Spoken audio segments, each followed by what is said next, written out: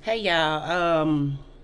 Y'all know we've been talking about drug use and doing drug use. We've been talking about rape and molestation and how it relates to drug use. If you want to check out our incest video or our Black Women Unheard, Black women never get justice during those times when they're victimized.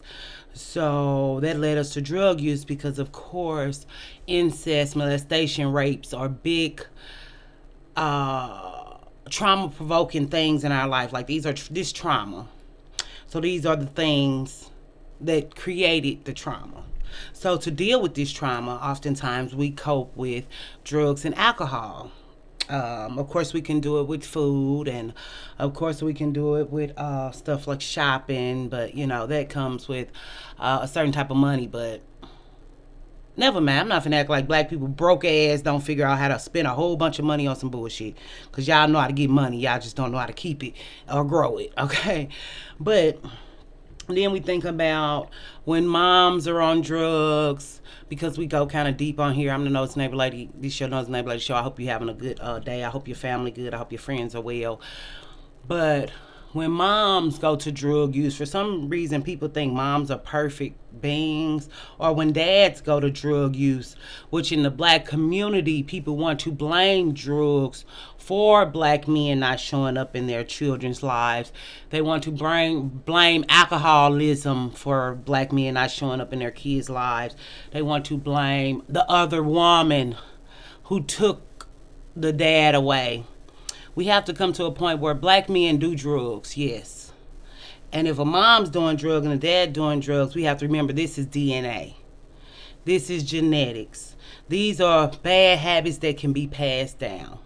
And we also cannot avoid the fact that there is stigma placed that black women haven't gone through anything and black women don't go through nothing. And then it's a stigma placed on black women about drug use, whereas a lot of black women who do drugs, they got to doing it with somebody they love who was a black man, who wanted to get them hooked on drugs to keep them weak, or who wanted to get them hooked on drugs to keep them with them, or wanted to get them hooked on drugs to supply their habits, saying fuck the kids, fuck the family, if you're willing to do this to a black woman. Oftentimes no black woman really ever starts doing anything by herself and decide, oh, I want to be a drug user today. And just thinking about how YouTube is not honest, how Blackistan and Black YouTube is not honest about drug use. And I just want to make this video for our younger black girls who might not feel like they enough or might feel like they need an extra boost. I'm not gonna judge y'all life because y'all growing up in a drugs everywhere type of world. Like it's even in the music. I don't know. I'm not gonna say there wasn't any songs about drugs back in the day when Freddie's dead and all these 70s and 60s, but there wasn't such an acceptance that you feel left out. When I didn't smoke back before I started smoking, I was like 24 when I started smoking green. So I'm retired from that now, but I was people were offering me and I didn't do it. And I never really felt left out, I guess because I was so myself and I never cared how people thought about me. But when I did start smoking weed, it was with a guy. So, and then I thought about the guys who I also was with who were actively using drugs and wasn't honest with me. Then I thought about the ones who actively used drugs and was honest with me. And it made me think about how lucky I was that they didn't try to force it on me, but I knew if I was willing or if I was the type, they would have. Sometimes y'all think people don't like y'all or rejecting y'all. It's because they're ashamed that they're a drug user and they don't want you to know. And some of y'all don't even know y'all really be dealing with addicts. And a lot of y'all do know that y'all deal with addicts. We're not talking about those girls. We're talking about the girls who don't know that your man is an addict. But number one sign of people, anybody using drugs, is they ain't never got shit. Don't got no house, don't got no car, don't got no job. Even if they just using marijuana, they using it like opioids if they can't get no job. So, well, you can't. It's ways around everything, okay? So we're not even gonna go down that dumb road. So, anyway, because I thought about all the guys I knew who was on drugs, like, dang, that show could have been me. Or I so could have been that girl. Like, I grew up with girls and stuff who on drugs now. It's sad, of course, but we all make decisions, and we all make decisions to stay. We all make decisions to leave, or we know when something is hurting our life. This could be food, this could be alcohol. This could be the addiction or drama. Like, every time some shit happen, you get in a fight, the first time you win, the second time you get knocked out, the third time you get knocked out, it might be time to put down them boxing gloves. Or before you go to jail for the rest of your life for some stupid shit. I think that we just celebrate violence and shit in our culture. It's like, if we celebrate drug use, why don't more people celebrate it on these platforms and tell people you to deal with this type of shit, you got to be high. To deal with this type of shit, you got to be drunk. To do this type of shit, I need a line of coke. Like, but everybody wants to act like, oh, they don't do this and they don't do that, when drugs have, not drugs. Because I could say drugs ravaged through the black community, but that would not be true. Your man ravaged through the black community, whether he was high or sober, nobody knows. But it's the unwillingness to talk about it. It's the unwillingness to share. Like, some couples y'all think doing really good, he on drugs or she on drugs, but a lot of times it's he if they black. Or they might do it together. Like I said in the one video, if y'all want to think that people having all this good sober sex, you're delusional. Nobody's that in love. Sex is not that good. They do that on TV. That's fictional. If people didn't know, TV is fictional, but black people are most influenced by the media. So here we are, and there we are, and there we go. So did you like this video or what? What you gonna do? But when you got these stuff in your genetics, you have to curb. That's why I always say moderation. Me, I know my history. I know my family. I don't know way, but I know enough of my family history that I don't want to get into drugs or alcohol. And I also feel like I got an addictive personality. Like, when I do something, I just got to do it. Like, whatever it is, like, I'm going to do it. So it's like, that always kind of scared me about myself. But am I going to have a drink? Hell to the fuck yeah. She live my life and you chill with me, so I be with y'all, so y'all know I need a drink after the fuck I be dealing with black women issues and healing and mental health and all the shit we got to cover and go through on YouTube streets.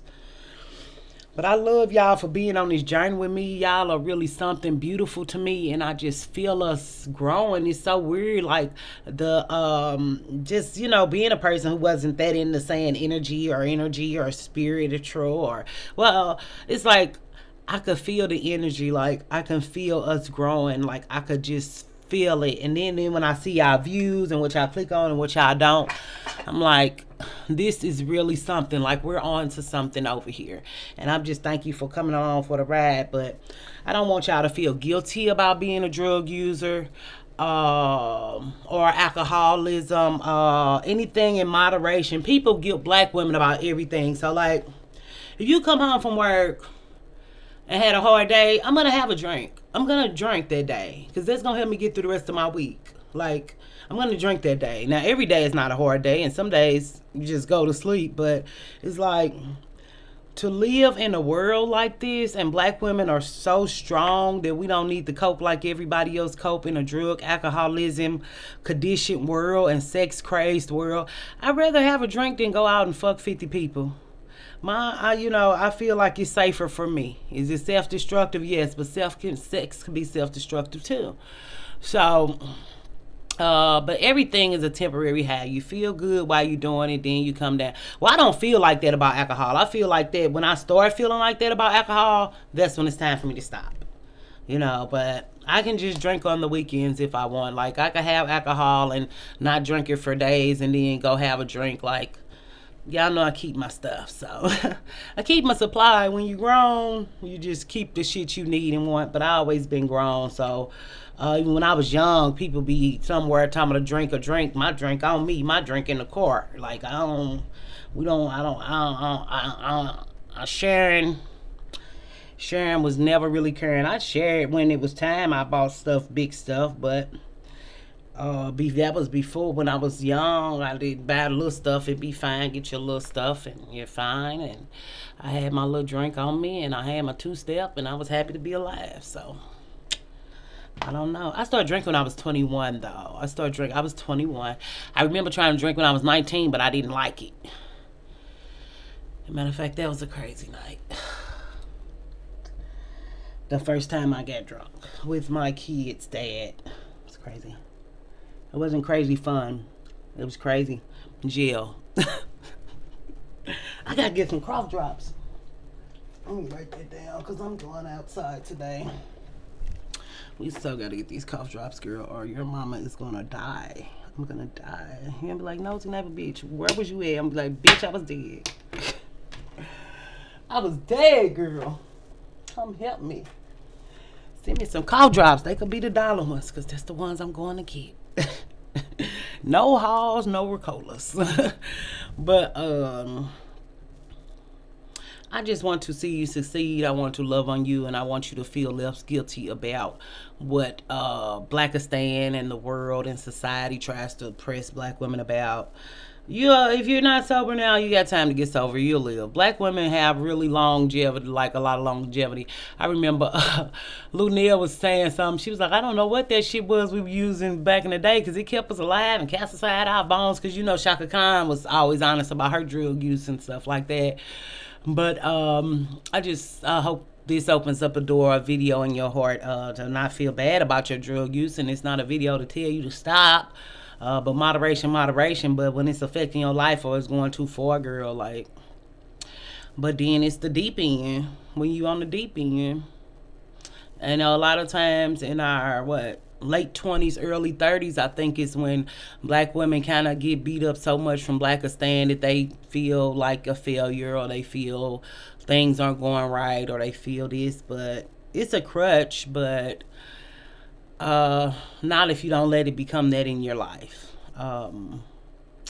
So I think that's our series on drugs. I think we got 3 videos. Look, that's our series on drugs, but we did like 3 videos about it, I think. And I think I wonder what could I, but I don't think I got enough in to put it in a list. But anyway, I hope y'all check out my playlist. I really take my time. I really try to love and nurture on y'all. I really try to give you viable ways and viable tools. And there's some tough love and some cussing out and some bitching and moaning and groaning. And fuck yeah, I'm going to do that. But how can we talk and not talk? It's Blackistan. All we know is violence, crazy shit, and reckless talking. How would I teach you or help you without talking reckless and all you to understand is reckless shit? Y'all know I heard a girl on channel. Well, they cussing on their channel. When you cuss, it's fine. When somebody else cuss, no other black woman could cuss. When you cuss, it's cool to be his knees. Get the fuck out of here. Y'all just fake the hairdo. Y'all know I'm fake. But y'all be sweet and beautiful and innovative, creative. Keep dream chasing. Keep going. Keep striving. Because one thing about me that my mom always told me, she said, I ain't gonna support your habits, girl. And if you can support your own habit, what's somebody gonna say about what you do at your house? Of course, don't drive or drink. And don't be high under the influence driving either. That's too dangerous, y'all. Y'all too emotional.